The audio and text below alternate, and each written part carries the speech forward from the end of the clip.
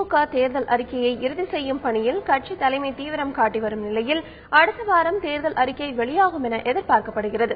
இதுகுறித்து செய்தியாளர் சுபாஷ் தரும் கூடுதல் தகவல்களை பார்க்கலாம்.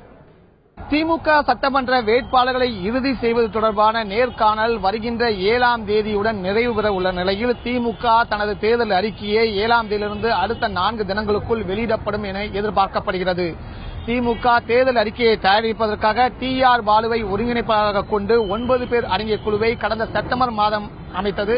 இந்த குழுவானது தமிழகம் முழுவதும் 32 மாவட்டங்களுக்கும் சுற்றுப்பயணம் மேற்கொண்டு ஆசிரியர்கள், வணிகர்கள், வியாபாரிகள், விவசாயிகள் என பலரிடம் ஆலோசனை நடத்தியது. 10,000க்கும் மேற்பட்ட மனுக்களையும் இந்த குழு பெற்றிருந்தது. அதேபோன்று திமுக பொருளாளர் மு க ஸ்டாலின் நமக்கு நாமே திட்டத்தின் மூலமாக 234 தொகுதிகளிலும் சுற்றுப்பயணம் மேற்கொண்டு 4 லட்சம் மனுக்களை அவர் பெற்றிருந்தார்.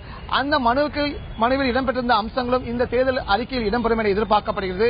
தற்போது இந்த குழுவானது திமுக தலைவரிடம் அறிக்கையை கொடுத்துவிட்டது. இந்த நேர்காணல் முடிந்த பிறகு ஒரு கூட்டம் நடத்தப்பட்டு இறுதி வடிவம் கொடுக்கப்படும் என எதிர்பார்க்கப்படுகிறது. திமுகவின் தேர்தல் அறிக்கை தமிழக அரசியல் மிக முக்கியத்துவமாக பார்க்கப்படும் ஒன்று. அந்த வகையில் இந்த தேர்தல் அறிக்கையில் பல முக்கிய அம்சங்கள் இடம்பெறும் என எதிர்பார்க்கப்படுகிறது.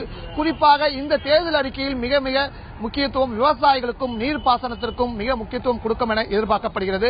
அது மட்டுமல்லாமல் 2011ஆம் ஆண்டு வெளியிடப்பட்ட திமுகவின் தேர்தல் அறிக்கையில் இடம்பெறாத நிறைவேற்றப்படாத அம்சங்களும் இந்த தேர்தல் அறிக்கையில் இடம்பெறும் என்று எதிர்பார்க்கப்படுகிறது. குறிப்பாக அத்திக்கடவு அவிநாசி திட்டம் இந்த தேர்தல் அறிக்கையில் இடம்பெறும் என எதிர்பார்க்கப்படுகிறது.